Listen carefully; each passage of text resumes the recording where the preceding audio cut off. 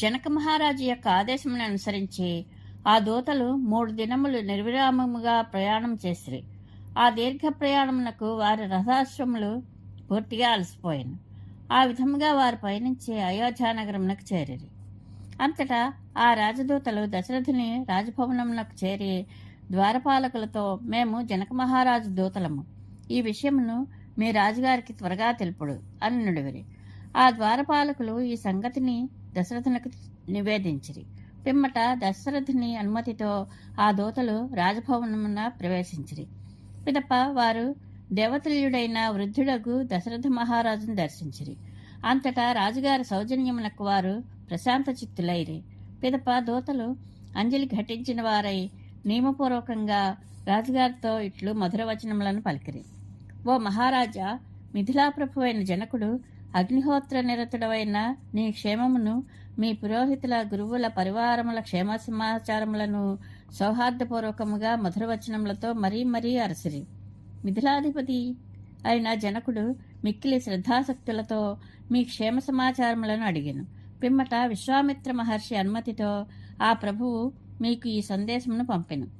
ఓ మహారాజా, నా కుమార్తెయకు సీతాదేవిని పరాక్రమశాలి అయిన రాకుమారుడే వివాహమాడుటకు అర్హుడు అని లోగడ నేను చేసిన ప్రతిజ్ఞ మీరు వినియేయుందురు. గర్వోన్మత్తులైన పెక్కుమంది రాజకుమారులు నా ప్రతిజ్ఞను విని వచ్చుటయు, శివధనుస్సును ఎక్కుపెట్టుటలో విఫలురై వారు ఆగ్రహోదగ్రులై వచ్చిన దారి పట్టుటయు మీకు విదితమే అయ్యుండును. నా భాగ్యవశమున విశ్వామిత్ర మహర్షియు ఆయన వెంట మీ కుమారులైన రామలక్ష్మణులను మిథులకు ఇచ్చేసిరి. వీర్యశుల్కయైన నా కూతురు సీతను మహావీరుడైన శ్రీరాముడు గుణప్రభావంచే గెలుచుకొనెను. ఓ దశరథ మహారాజా, మహాత్ముడైన శ్రీరాముడు మహాపురుషుల సమక్షమున ఆ దివ్యమైన ధనుస్సును భగ్నము గావించెను. అందువలన వీర్యశుల్కయైన నా కూతురు సీతను మహావీరుడైన శ్రీరామునికి ఇచ్చి నా ప్రతిజ్ఞను పాటింపదల్చితిని. అనుమతింప ప్రార్థన. ఓ మహారాజా, మీరు గురువుల తోడను పురోహితులు మున్నగు వారి తోడను కూడి శీఘ్రముగా విచ్చేయ ప్రార్థన. మీకు శుభముగాక. ఈచట మీరు రామలక్ష్మణులను కూడా చూడవచ్చును. ఓ రాజేంద్ర, మా ప్రార్థనను మన్నించి మాకు ఆనందమును కోర్పగలరు. మీ ఇరువురు కుమారుల రామలక్ష్మణుల మహానందములో మీరును పాలు పంచుకొనవచ్చును. విశ్వామిత్రుని ఆజ్ఞను శతానందుని సూచనను అనుసరించి మా జనక మహారాజు ఇట్లు మృదుమధురముగా పలికెను. జనకుని దూతలు పలికిన వచనమును విని దశరథ మహారాజు పరమానంద భరితుడై వశిష్ఠుడు, వామదేవుడు, మంత్రులు మున్నగు వారితో ఇట్లు నుడివెను. కౌసల్యానందవర్ధనుడైన శ్రీరాముడు సోదరుడైన లక్ష్మణునితో కూడి విశ్వామిత్ర మహర్షి రక్షణలో హాయిగానున్నాడు. వారు ఇప్పుడు విదేహ రాజ్యంలో కలరు. మహాత్ముడైన జనకుడు శ్రీరాముని పరాక్రమమును స్వయముగా చూచినవాడై తన సుతయ్యకు సీతను రాఘవునకు ఇచ్చి పెండ్లి చేయుటకు వేడుకపడుచున్నాడు. మహానుభావుడైన జనకుని సంకల్పము మీకును సమ్మతమైనచో జాగు చేయక వెంటనే మనము ఆ పట్టణముకు వెళ్ళుదాము. మహర్షులు, మంత్రులు మున్నగు వారందరూ బాగు బాగు అని ప్రశంసావచనములను పలికిరి. అంతటా దశరథుడు పరమానంద భరితుడై రేపే ప్రయాణము అని మంత్రులతో నుడివెను. దశరథ మహారాజు యొక్క మంత్రులందరూ సకల సద్గుణ సంపన్నులు. వారు రాజుగారి మెప్పును పొందినవారు. పెళ్లి ప్రయాణ వార్తలను విని వారు సంతుష్టులై ఆ రాత్రిని హాయిగా గడిపిరి. ఆ రాత్రి గడిచిన పిమ్మట ప్రభాత వేళ దశరథ మహారాజు గురువులతో బంధువులతో కూడినవాడై హర్షోల్లాసములను ప్రకటించుచు సుమంత్రునితో ఇట్లనెను.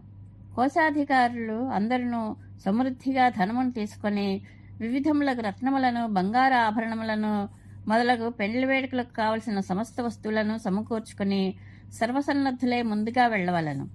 పల్లకీలు మొదలగు వివిధములకు వాహనములతో కూడి చతురంగ బలములు వేగముగా ముందుకు సాగిపోవలను. ఇది రాజాజ్ఞ. వశిష్ఠ మహర్షియు, వామదేవుడును, జాబాలియు, కాశ్యపుడును, చిరంజీవి అయిన మార్కండేయ మహర్షియు, కాత్యాయనుడును అట్లే ఈ బ్రాహ్మణోత్తములను తగు విధముగా ముందు భాగమును సాగిపోవచ్చుందిగాక. ఏమాత్రమును జాగు చేయక నా రథమును సిద్ధపరచుము. జనకుని దూతలు తొందర పెట్టుచున్నారు.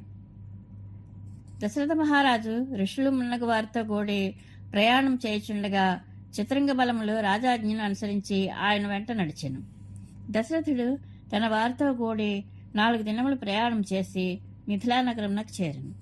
సద్గుణ సంపన్నుడైన జనక మహారాజు దశరథుని ఆగమన వార్తను విని ఎదురేగి వారికి అతిథి సత్కారములను నడిపెను.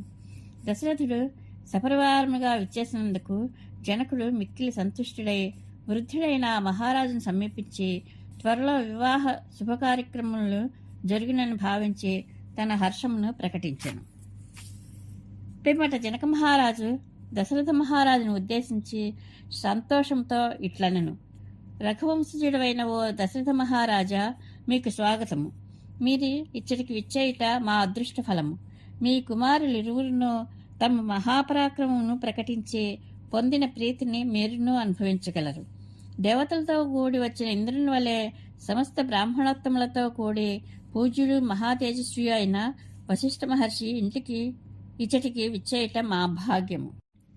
కన్యాదానమునకు ప్రతిబంధకములైన విఘ్నములన్నీను మా భాగ్యవశమున తొలగిపోయినవి. పరాక్రమవంతులలో శ్రేష్ఠులను మహానుభావులను అయిన రఘువంశం వారితో బంధుత్వము ఏర్పడటం వలన మా వంశమే పునీతమైనది, దాని ప్రతిష్ట ఇనుమడించినది. ఓ నరవర మహారాజా, రేపు ప్రభాత సమయమున దీక్షతో కొనసాగుతున్న నా యజ్ఞము ముగిసిన పిమ్మట ఋషులు సమ్మతించిన విధముగా వివాహము జరిపింతము. ఋషుల సమక్షమున జనకుడు పలికిన వచనములను విని వాక్చతురుడైన దశరథుడు మిథిలాధిపతితో ఇట్లు నుడివెను: ధర్మజ్ఞుడైన ఓ జనకరాజా, దానమును స్వీకరించుట దాత నిర్ణయంపై ఆధారపడి ఉండును అని నేను వినియుంటిని. కావున మీరు సూచించినట్లే కావింతము. సత్యవచనుడైన దశరథుడు ధర్మయుక్తములను యశస్కరములను అయిన వచనములను పలుకగా విని ఆయన వినయములకు ఆ మిథిలాధిపతి మిక్కిలి అబ్బురపడెను. అంతటా ఆ మునీశ్వరులందరూ పరస్పరం కలుసుకున్నందులకు పరమ సంతుష్టులై ఆ రాత్రి అంతనూ హాయిగా గడిపిరి. పిమ్మట మహాపరాక్రమశాలి అయిన శ్రీరాముడు లక్ష్మణునితో కూడి విశ్వామిత్రుని వెంట తమ తండ్రి యొక్క దశరథుని వద్దకు వెళ్ళెను. వారు ఇరువురును తండ్రికి పాదాభివందనము నర్చిరి. దశరథుడు తన ఇద్దరు కుమారులను చూచి మిక్కిలి మురిసిపోయెను. అతడు జనకుని ఆతిథ్య సత్కారములకు పరమ ప్రీతుడై ఆ రాత్రి గడిపెను. మహాతేజస్వియు బాగుగా ధర్మరహస్యములను ఎరిగినవాడును అయిన జనక మహారాజు మిగిలిన యజ్ఞకార్యములను ముగించుకొని పిమ్మట ఇరువురు కుమార్తెలకు సీతాదేవికి ఊర్మిళకు సంబంధించిన అంకురార్పణము మొదలగు శుభకర్మలను ఆచరించెను. ఆ రాత్రి హాయిగా గడిపెను. మరునాడు ప్రాతకాలమున జనక మహారాజు మహర్షుల పర్యవేక్షణమున యజ్ఞకర్మలను ముగించెను. పిమ్మట వాక్చతుడైన ఆ రాజు పురోహితుడైన శతానందంతో ఇట్లు నుడివెను: ఓ మహర్షి, నా తమ్ముడకు కుశధ్వజుడు మహాపరాక్రమశాలి, పరమధార్మికుడిగా ఖ్యాతినెక్కినవాడు. ఇప్పుడతడు ఇక్షుమతి నదీ తీరమున గల సాంకాశి నగరమున నివసించుచున్నాడు. నలువైపులా బురుజులు గల ఆ నగరమును శత్రువుల నుండి రక్షించుటకై చుట్టూను గొప్ప యంత్రములు ఏర్పరచబడి ఉన్నవి. ఆ పట్టణము పుష్పక విమానము వలె విస్తృతమైనది, పుణ్యఫలముల నుంచి అమరావతి వలె సుందరమైనది. అతడు సాంకాశి నగరం నుండియే నా యజ్ఞమునకు కావలసిన సామగ్రిని పంపి యాగ నిర్వహణకు తోడ్పడెను. ఈ శుభ సమయమున సర్వసమర్థుడైన అతడు నా చెంత నుండుట ఎంతైనా అవసరము. అతడును నాతో కూడి పెండ్లి వేడుకలలో పాల్గొని మిగుల ఆనందింపగలడు. జనకుడు శతానందంతో ఇట్లా పలుకుచున్నంతలో కొందరు ధైర్యోత్సాహములు గలవారు అతడికి విచ్చేసిరి. పిమ్మట ఆ మహారాజు వారిని ఆదేశించెను. ఇంద్రుని ఆజ్ఞతో ఆయన దూతలు విష్ణుమూర్తి కడగ ఎగినట్లు జనకుని ఆదేశమును అనుసరించి ఆ దూతలు కుశధ్వజుని కొనువచ్చుటకై మిక్కిలి వేగముగా సాగిపోగల అశ్వములను అధిరోహించి బయలుదేరి వారు సాంకాశి నగరమును చేరి కుశధ్వజుని దర్శించిరి. పిదప జనకుని సందేశమును యథాతథముగా ఆయనకు నివేదించిరి. మహాబలశాలురైన ఆ దూతలు తెచ్చిన సందేశమును కుశధ్వజుడు సావధానముగా వినెను. జనకుని ఆజ్ఞ మేరకు కుశధ్వజుడు వెంటనే మిథులకు విచ్చేసెను. పరమ ధార్మికుడు మహాత్ముడు అయిన జనకుని చూచెను. ధర్మస్వరూపుడైన జనకులకు శతానంద మహర్షికి నమస్కరించి అతడు వారి అనుమతిని గైకొని రాజోచితమైన శ్రేష్టమగు ఒక దివ్యాసనమును అలంకరించెను. మిక్కిలి బలశాలులను వీరులను ఆసనములను అలంకరించి ఉన్నవారును అయిన ఆ సోదరులు జనక కుశధ్వజులు ఇరువురును మహామంత్రి అయిన సదామనుని ఇట్లా ఆదేశించి దశరథుని వద్దకు పంపిరి.